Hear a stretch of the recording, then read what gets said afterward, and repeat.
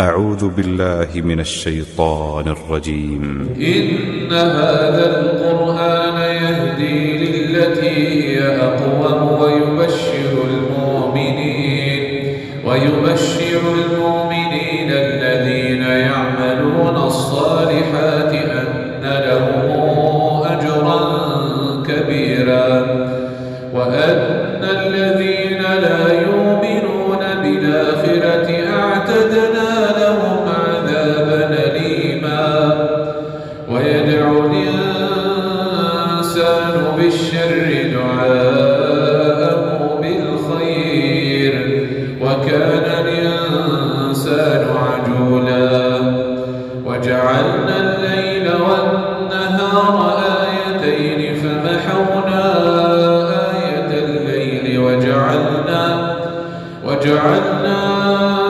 آية النهار مبصرة لتبتغوا فضلا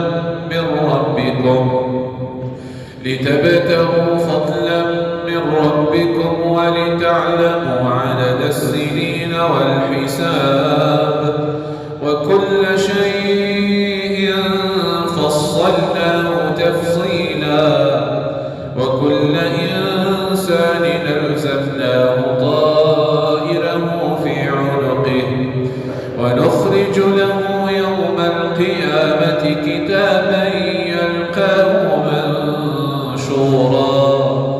اقرأ كتابك كفى بنفسك اليوم عليك حسيبا. اقرأ كتابك كفى بنفسك اليوم عليك حسيبا.